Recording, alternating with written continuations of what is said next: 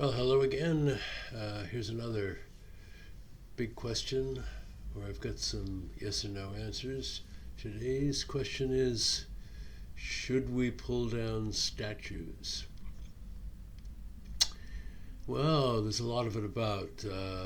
Certainly Cecil Rhodes has been in for his share of opposition attack both in South Africa. That came about 5 years ago when the students at a university there decided that they didn't want to put up with his statue any longer. There's been an ongoing fight at Oxford University, Oriel College, Oxford, about the statue of Cecil Rhodes there. Similarly, in America, there's a lot of opposition to statues of Robert E. Lee and Jefferson Davis in the South, people who represented the South during the Civil War, the Confederacy, which of course was about slavery, although they wouldn't say so. They would say it was about states' rights. But in any case, the same issue was really applying there. The city of Austin, Texas was named after a chap with some bad form in the past, and they're even thinking about changing the name of the city. We've had this in history. We had iconoclasts in both Britain and Holland that wanted to erase some repugnant images in their views in cathedrals and churches. At the time the Soviet Union broke up, we had the statues of Lenin and Marx, and many of them of Stalin even, being torn down. And of course, who can forget the statue of Saddam Hussein being pulled down after Iraq finally fell apart, after Saddam and his sons fled? Well, I suppose one man's terrorist is another man's freedom fighter. A lot of this stuff is relative. One could even say that the Taliban attacking the images of the Buddha in Afghanistan are part of the same sort of thing. Admittedly, the issues that we're dealing with here now are one of shame, being ashamed of the past and wanting to do something about rejecting that blame, rejecting that activity in the past that we wish hadn't happened. But those people who are rejecting any form of affiliation or ideology or point of view that they don't like are really doing the same thing. They find what they're trying to smash up as something that they can't accept and would just as soon get rid of. So there's a lot of it going on now. There has been a lot in the past, but at present we've had a rash of people wanting to pull down statues. So let's listen to some of the arguments in favor of doing this. So here are some of the yes answers. Yes, we should pull down statues. Number one, we are all afflicted with the blindness of the everyday. We get used to something and don't think twice about it, when in fact we should be thinking twice about it. We have kind of normalized and memorialized something awful in the past, and have gotten so used to it that it doesn't seem to be quite so dramatic or shameful or difficult, but it's still there. Secondly, there are some places, some cities, Vancouver in British Columbia and Auckland in New Zealand are examples of cities that have decided that what they have is a real problem with some of their statues and some of the things that they represent, and as a city they are going out of their way to deal with the injustices of the past. In both of their cases, they're dealing with the bad treatment of indigenous people and trying to put that right. So there are some strong feelings here that are actually translating themselves into action. So this is a real phenomenon. A central point here is that the erection of a statue or a memorial bestows some kind of honor, some kind of legitimacy, some kind of respect on the individual depicted in the statue. We have to accept that we're saying, by looking at the statue, that we have something here that we're honoring. But as our values change, as history marches on, as we begin to view the world in a different way, it really does behoove us to revisit not only those whom we honor and give legitimacy to, but how we recognize that. And so it is that statues really do us a disservice by giving the wrong message.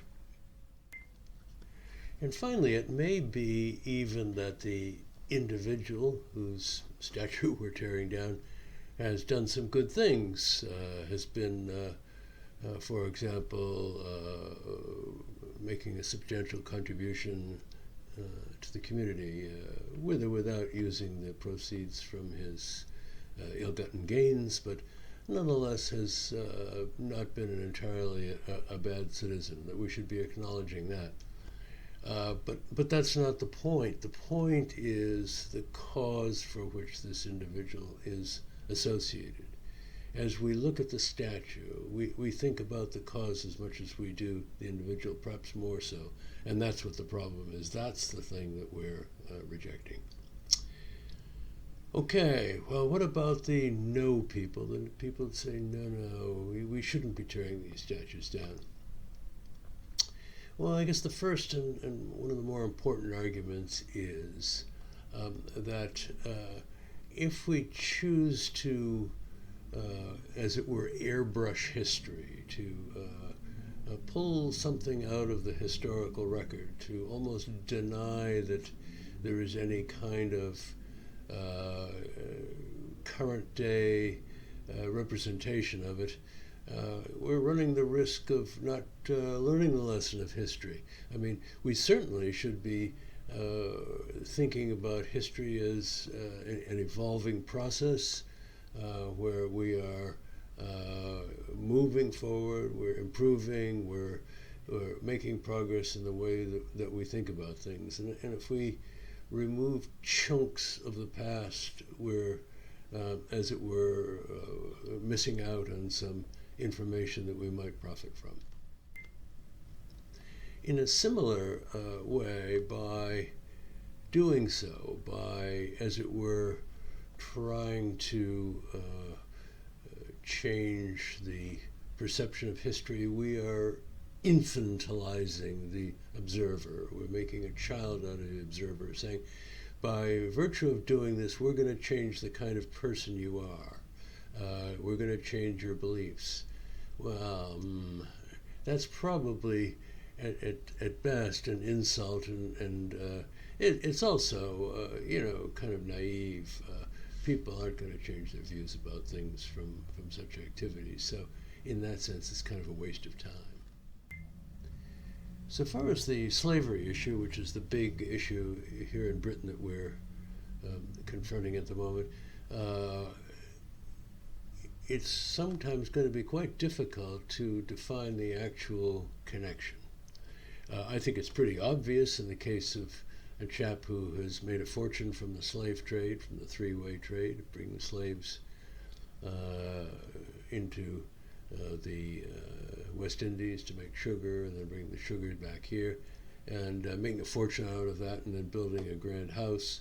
One can visibly see that. But what about those who were at a smaller part? Maybe only a relative had an investment, didn't even know what the nature of the investment was. What about the people that have ingested the sugar and the molasses and so forth that was all in the trade, or the retailers who were selling this? One has to decide how widely or narrowly to cast the net, and then it becomes an almost impossible implementation problem.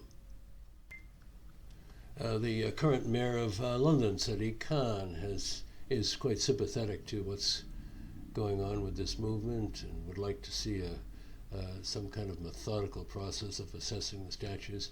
But even he says that there are some big implementation problems. For instance, with statues that are owned by private individuals or on private land, on land owned by universities or even private citizens. Are they going to be able to legislate some way of getting around that? And then it becomes kind of a civil liberties issue. It gets even more complicated in that respect. And then there's finally the practicality of well, to be honest, the ignorance of the average person. How many people walking by a statue have any idea who the statue is depicting, what the individual was up to, what his claim to fame was, what he's done that was right and wrong? I suspect that the average person, and I suspect the thundering majority of people who walk by statues, don't give them a second thought. They on their way to Tesco or the pub or to work. And so for them and for the vast majority, it's all irrelevant anyway. Well, those are some strong arguments. I think we've seen some pretty good ones on both sides. So what's my take on this? Well, I have to say that I am quite sympathetic to the notion of addressing the very bad and widespread immoral behavior of our respective nations in the past. The way they treated people, particularly people of color and people who had less good weapons than we did. It's a pretty sorry business, really, and it's worth discussing. There are a lot of people comfortable, like I am, who are white, not particularly involved in any of these issues, and for whom it's pretty easy to kind of shrug and say, let somebody else get on with it, it's not my problem. And to be fair, that's irresponsible. We've got to do a bit more than that. It behooves people like me, I think, to think a little bit about this. I think we must also acknowledge that there are probably quite a few people who couldn't care less about this issue, who are even perhaps in favor of what happened in the past, who really don't like black people, don't like colonial people, or they're just simply of the view that it didn't hurt them, and so what's the problem? It's not only is it not their fault, but in fact they're probably in favor of what happened. Well, that's pretty dreadful too, but I think that's the reality. So I guess the way I come out of all of this is that the whole issue of statues, of course it says something, it raises the consciousness of people about some of the sins of the past, and that's a good thing. But at the end of the day, it's really not about the statues. That's really kind of a second order side effect of this whole debate. The important thing is to be fairly honest and transparent about what's gone on in the past, to discuss it, to make sure that we don't kid ourselves about it, that we're not lying about it, and that we resolve to do better. Okay, ooh, tough subject this, but I hope you liked it. If so, give me a like. Please comment. This one is definitely worth some comments, and please subscribe. Okay, well, see you at the next one. Thanks a lot. Bye-bye.